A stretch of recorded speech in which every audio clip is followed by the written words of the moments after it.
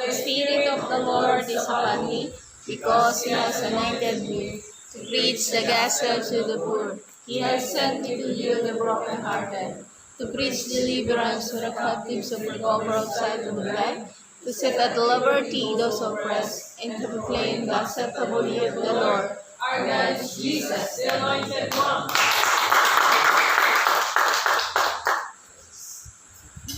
Good morning po sa ating lahat. Good morning. Advance Happy Mother's Day. Amen. Okay. So, ngayon po, pag-aralan natin itong ating title, Stay Responsible. Okay. So, actually, ang word kong responsible, hindi lamang ito kasi committed tayo sa ministries, intercessor, usher, music, kundi pag sinabing responsible, kailangan maintindihan din natin yung sa pamamagitan ng pera. Sino po dito may mga pera? Pera. Lalo sa panahon ito, nabutuhan. Marami pera. So, basahin po natin ang Lucas chapter 16 verse 11. Sabi po dito, kaya kung hindi kayo mapagkakatiwalaan sa mga kayamanan ng mundong ito, sino ang magtitiwala sa inyo ng tunay na kayamanan? Okay po? Sige. So, kung titingnan po natin dito sa mundo, aminin man natin o hindi, kapag usapang pera, umiikot ito sa ating buhay. Pagising natin sa umaga, pera ang nasa isip, magkano bang pandesal, kakasya ba sa maghapon ng 100. So ito po yung mga kadalasang pumapasok sa ating isipan. Magkano bang pamasahe papunta ng trabaho? Okay? At hindi tumitigil ang iba't ibang katanungan tulad ng sa araw-araw ng ating pamumuhay. So alam po ng ating Panginoon ang kahalagahan ng pagkakaroon ng isang tamang pananaw at pamamahala sa kaperahan at kayamanan ng mundo ito. Dahil kung mali ang ating pananaw, mali rin ang ating pamamahala at magre-resulta ito ng sakit sa puso at sakit sa bulsa. Okay? So kaya kahirapan po dumarating. Kaya kailangan po maintindihan natin yung katotohanan patungkol sa pinansyal. So una po, ang ating dapat malaman kung paano natin pamamahalaan ang impluwensya ng kaperahan.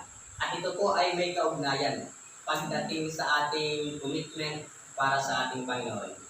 Kung babalikan po natin itong Lucas 16:11, kaya kung hindi kayo mapagkakatiwalaan sa mga kayamanan sa mundong ito, sino ang magtitiwala sa atin ng tunay na kayamanan? So, ibig sabihin, meron palang tunay na kayamanan kaysa sa ating mga tinatamasa natin ngayon. Hindi porket may nakikita kang garbo, ang kanilang pamumuhay, may ginto, okay? So, sabi nga, nung nabasa ko nung nakaraan, kapag daw usapang ginto, makikita mo sila sa materialis na bagay. Kapag magandang kotse, ayan, ano pa, magandang tahanan. So, ibig sabihin, marami silang ginto. Subalit hindi natin ito makakamtan kung hindi natin matututulan ang tunay na pamamahala ng pera. Kaya habang ating pinapamahalaan ng pera at kayamanan ayon sa pamamaraan ng mundo, kailangan maintindihan natin yung opportunity na maunawaan natin ito. Okay, so ikalawa, ang kayamanan o pera ay umaagaw sa pangunahing pwesto ni Kristo sa ating buhay, Kristiyano. Mateo chapter 6, verse 24, walang aliping makakapaglingkod ng sabay sa dalawang Panginoon, sapagkat kapopotan niya ang isa at iibigin ang ikalawa. Paglilingkuran ng tapat ang isa at hahamakin ng ikalawa. Hindi kayo maaaring maglingkod ng sabay sa Diyos at sa kayamanan. Kaya tandaan natin, ang kayamanan o pera, ito yung pangunahing kaagaw ni Lord sa ating buhay. So, ilang beses na ba nating sinantabi si Lord para lamang sa ating negosyo, sa ating trabaho? Palagi rin sinasabi ng mga preacher, hindi naman masama magtrabaho. Okay? Pero kailangan, merong malaking puwang si Lord sa ating puso. Sa totoo lamang, kaya kadalasan, nakakalimot po tayo sa ating Panginoon. Bakit kasi gatulog lang ang pwesto ni Lord sa ating puso? Kaya kadalasan, yung ibang panahon natin nauubos sa pansarili nating kagustuhan. Sino po dito yung nakakaalala sa verse na may isang lalaking mapera? Ano? Ngayon, yung kanyang kayamanan wala nang mapaglagyan. Pero ang tawag sa kanya ng Panginoon, hangal. Okay? Kapag po palang isang tao, puro ang pangarap niya lang, iniisip yung kanyang sarili, ibig sabihin, hangal pala ang pagtingin sa atin ng ating Panginoon. So, hindi po tayo maaaring makapaglingkod sa ating Panginoon nang kahit konti na paglalaanan mo ay ang trabaho natin. At naglilingkod tayo sa Panginoon, dapat meron tayong tinatawag na focus. So, kailangan mamili ka, kayamanan o ang Diyos. Kaya ito po yung pinakang sukatan. Then, ikatlo, ang kabuuan ng ating buhay ay umiikot sa paggamit ng pera. Alam ng Diyos ang ikot ng ating buhay at ang mga pangailangang sumasaklob sa atin sa araw-araw. Alam din ng Diyos na kailangan natin ng karunungan at mga prinsipyo ng ating Panginoon. So mahalaga po pala yung tinatawag nating principles. Bakit? Kasi hindi dapat nakatuon lamang tayo sa kautusan. Okay? So kailangan meron tayong prinsipyo kung paano ba natin tutulungan yung ating sarili. Kasi ako po naniniwala, kapag JE1 ka, lalo na JE1 Quezon, mabilis ka pong lalago. Amen po? Bakit? Kasi marami po tayong gawain. Sa umaga may prayer work, sa gabi may last prayer, may street evangelism, Bible study. Okay po, so ang lahat ng ito, maaari natin magamit pagdating sa tinatawag nating responsibilities natin. So, stay responsible. Manatili tayong responsible sa kabila ng sitwasyong miserable. So, sino po dito yung nakakaranas na minsan parang nakakaranas ng pagkapagod? Okay? Na talaga minsan ang iniisip, oh, Lord, bakit lagi na lang ako solong humahayo? Bakit lagi na lang ako solong nagpe-prayer work? Ano? So, minsan nakakaranas tayo ng ganitong bagay. Pero sabi nga, bilang leader ng Diyos, tinawag ka para mag-lead ng tao. Hindi lamang kapag masaya ka, kundi kahit merong kasamang kalungkutan o kahirapan, kailangan marunong pa rin tayo mag-lead. Bakit? Kasi hindi pwedeng leader ka, pero pagdating ng problema, makikita ng flax mo na nanghihina ka. Ano po? Hindi masamang manghina. Normal nga yan eh. Kaya nga sabi ni Apostol Pablo, the more na nakakaranas ka ng kapanghinaan, ang biyaya ng Panginoon lalo nating nararanasan. So, ibig sabihin, bilang lingkod ng Diyos, kailangan maintindihan natin yung kahirapan nating pagdaraanan. Okay po? So, we are called to endure hardship while leading God's people and by the power of stronger. So, ibig sabihin po, kapag ang isang tao pala na fulfill ng banal na espiritu, maiintindihan niya ang tunay na pag-aalaga ng mga tao. Ano? Ibig sabihin, ipaparamdam sa iyo ng Holy Spirit yung matinding passion na kung paano ito yung tinaglay ni Kristo nung time na nandito siya sa mundong ito. Okay, so kailangan ang bawat isa pala sa atin, ma-empower tayo ng Holy Spirit. At ang tunay na leader, responsible. Hindi niya iniiwan ang pinagkatiwala sa kanyang kawan. Hindi niya iniiwan ang pinagkatiwala sa kanyang gawain. Kung intercessor ka, dapat prayer po talaga. Ano po? Bakit? Kasi kaya ka nga tinawag na intercessor or backbone of the church, isa ka sa inaasahan ng simbahan. Ngayon, kung halimbawa, mawawala tayo, kawawa naman. Yung mga taong maasa sa atin. Parang sa isang pamilya, halimbawa, ikaw ang pinakang tatay. So, paano kung hindi ka nagtrabaho? Kawawa yung mga anak mo na umaasa sa atin. So, maraming tao ang nakatingin sa atin. Kapag kasi tinawag kang leader, ibig sabihin, mas angat ka kaysa sa iba. Kapag sinabing leader, you are official. Hindi ka lamang tinatawag na leader, kundi isa ka sa supporter talaga ng simbahan. Lagi dapat tayo nakasupport sa ating pastor. Kaya kung nakikita, parang nagkakaroon ng kalungkutan ng pastor mo, palakasin mo, lambingin mo naman. Ano, bakit? Para maranasan nila na, oh, praise God, meron pa talagang mga tunay na leader. Okay? May mga tunay na leader na nag-aalala para sa kanya. So, mahalaga po pala na kahit minsan, baka heart-to-heart talk natin ang ating leader. Bakit? Kasi para maintindihan natin kung ano yung burden na kanyang dinadala. Kasi sa totoo lamang po, hindi lamang sa tinatawag nating mentoring or meeting ng leader, siya magsasabi. Merong pagkakataon na pinag-iisipan din kung ano yung dapat sabihin. Ano bakit? Kasi marami kasi taong nakatingin. Naalala ko yung aking nabasa na kailangan maging maingat ka sa iyong pagsasalita. Bakit? Kasi maraming nakatingin sa iyo. Hindi lamang namumuhay ka bilang isang simpleng Kristiyano, hindi po. Dahil tinanggap mo ang pagiging leader, kailangan maging matatag ka po. Okay? So, anong ibig sabihin ko po? Kapag may pagsubok, tuloy pa rin. Kahit masakit, tuloy pa rin. Lord, lagi ako napapagaling kay Pastor. Okay? So, kailangan kahit mahirap, maging tapat pa rin tayo. Sa buong leadership, sa ating leader, maging tapat tayo, lalong-lalo na sa ating Panginoon. Tithes and offering, so mahalaga po ito bilang isang principles ng Bible. So kahit lugmok na tayo, kailangan bumabangon ka pa rin. Kapag kasi sumuko ka na, ibig sabihin, talo ka na. Pero hanggat hindi mo binababa ang sword, sigurado ako, pagtatagumpayin ka ng ating Panginoon. Amen? Bakit? Kasi naniniwala ka sa kanyang salita. Kaya napakaganda po na bilang isang leader or manggagawa, marami tayong pinanghahawakan ng kanyang salita. Kagaya po ng stay responsible pagdating sa ating paghayo. Ayan. So alam natin na tayo bilang isang follower, kailangan maging isang disciple maker. Hindi ka lamang kasi tinawag para lamang mag-worship, umaten. Hindi lang po ganun. Tinawag ka ng Diyos sa lugar na ito, ibig sabihin merong isang responsibilidad na ibibigay sa atin ng ating Panginoon. Okay po? So dahil ang leader ng Diyos tumatagal sa kahirapan.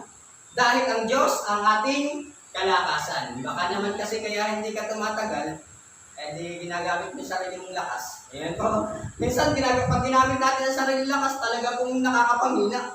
Kasi po sa ating unang na-experience ko, Lord, ano ba naman ito?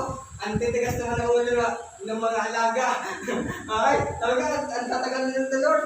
3 taon na, pero hanggang ngayon, ganito pa rin. So sabi ko, sige Lord, ikaw na po ang bahala. Then, hindi ko namalayan, ayan, unti-unti kumikilo si Lord. So kailangan lang pala, maintindihan natin, hindi habang panahon, kayang-kaya mo ng sarili mong lakas. Meron tayong tinatawag na initiative. Ano po? So kailangan meron tayong tinatawag na plan A to say sa ating paglilingkod. Para kapag hindi nagkaigi, yung A hanggang D, meron pang another. Bakit? Kasi ang isang leader, dapat tayo yung tinatawag na sharp-minded. Hindi po tayo goldfish na nasabi nga ng iba. Kapag sharp ka, hindi mo na kailangang may magsasabi pa sa iyo ng dapat mong gawin. Ang isang goldfish kasi, ang ginagawa lang nila, edi kumain, yung sasabihin ng ating leader. Pero kapag sharp ka na, ibig sabihin meron ka ng kakayanan na tayuan yung pinagtatiwala sa atin. Ephesians chapter 6, verse 10. So sabi po dito, bilang pagwawakas, magpakatibay kayo sa kalakasang galing sa Panginoon at sa kanyang dakilang kapangyarihan. So sabi po ng Kawikaan 24:10, kung hindi ka makatagal sa panahon ng kahirapan, ay nangangahulugan ngang ikaw ay mahina. So ang Diyos natin hindi mahina. Siya nga po ang nagsusustain ng ating lakas. Kaya tayo tumatatag, kaya tayo tumatapang, kaya pilit natin ibinabahagi ang Ebanghelyo. Bakit? Kasi naniniwala tayo sa Diyos. Amen po? So kaya mga kapatid, be responsible. In the good times and bad times, nakakaranas ka ng matinding problema, din pa rin, tuloy pa rin. Huwag kang susuko. Huwag nating iwanan ang pinagkatiwala sa ating tupa. At huwag nating iiwanan ang ministry na binigay sa atin ng ating Panginoon. Huwag nating pabayaang mamatay ang relasyon natin sa ating Panginoon. So naalala ko po yung isang katuruan. Sabi doon, the more daw na nagkakasala ka, the more yung apoy na mamatay. Yung relationship mo sa ating Panginoon, pinapatay ng ating kasalanan. So kapag once na nagkasala, sa totoo lang, mabait naman si Lord. Ano po? Ano man yung pagkakamali mo, ano man yung pagkakabigo mo sa kanyang ministry, pag once na ipinakita mo sa kanya na willing ka, tatanggapin at tatanggapin tayo ng ating Panginoon. Ano po, wag po tayo maging responsible sa ating gawain. Dahil ang paglilingkod sa Diyos ay hindi pag-aksaya ng panahon at oras, kundi ang paglilingkod sa Diyos ay isang pribilehyo. Ano po? Isa itong privilege na binigay sa atin ng ating Panginoon. At ang pag-go and make disciple, hindi po ito dahil kagustuhan mo. Kapag sinabing paglilingkod or go and make disciple, ito po yung pinakang laman ng puso ni Lord. Ano? Kaya tayo gumagawa, bakit? Kasi nai-impart ni Lord yung puso niya para sa atin. Kaya ulitin ko, tandaan po natin, kung si Kristo, naranasan niya yung mga matitinding pagsubok, problema, kamatayan, sa gitna ng kanyang pagiging miserable, pero hindi po siya umayaw. So tayo, wala pa tayo sa kalingkingan ng kanyang nararanasan. Sabi ko, Lord, kahit ako ay magsasampung taon ng Kristiyano, pero sa totoo lang, para sa akin, kukunti pa talaga akin nagagawa. Kasi po, kagaya nga lagi ko sinasabi sa aking mga leader, ang pinaka-expectation ko po kasi, kapag alam ko na halimbawa, 4 years na, 6 years, para sa akin, pag sinabing 50, kukunti pa po. Ganun talaga natin. Bakit kasi para sa akin, matagal na kasi yung panahon. So mahalaga pala, ang bawat isa sa atin, maintindihan natin. Ano ba yung pagkakatawag mo? So kailangan gampanin natin. Naalala ko yung katawan ko rin sa Batangas. Sabi doon, kapag apostol ka, makikita sa iyo pagiging apostolic. Amen, may signs, wonders, and miracle. Kapag teacher ka, gusto mo, lagi kang magtuturo. Okay, paano mo dito Ito, itong gawin mo. Okay, dahil teacher ka Okay? Kapag naman evangelist, makikita na isa ka talaga evangelist. Kapag naman yung tinatawag nating pastol, dapat meron kang puso para sa maraming tao. Okay, so huwag kailangan mawawala to. Kaya ang pinakang goal natin, laban lang. Hindi ka nag-iisa.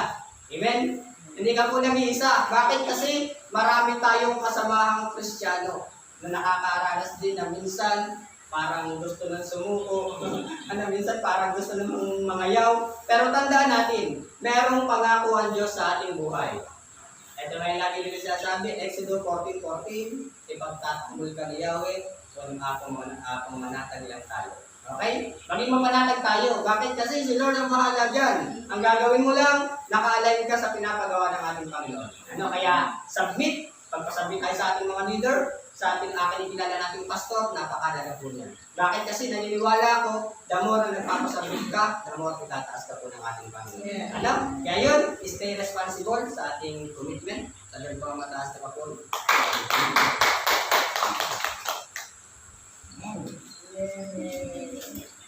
Responsible. Pag binigyan ng kandidato. Hindi ka nag-iisa. Kasi ang mga kandidato, dalawang isa na lang sila. Kung bakit ako sa amin, ako. Alam ko yung tinagot.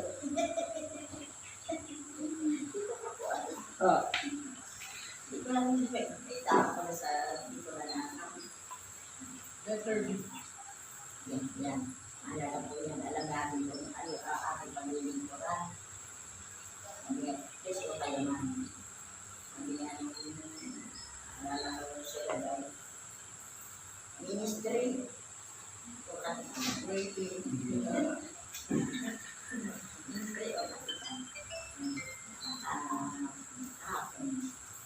Hindi ko alam yung matatagal yung tatagin ako na makatawa. Kasi dapat kaya minsan kailangan talagang tuturuan tayo. Talagang tuturuan kung paano naman sa isa lang pag-ibig ng ating Diyos. Ang ating Diyos, ang ating Diyos,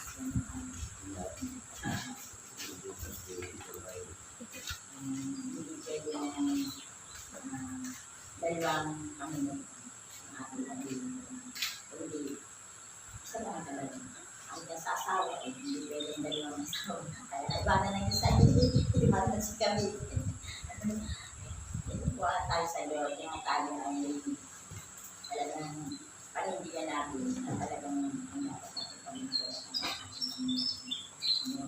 siya ang ating kalakasan,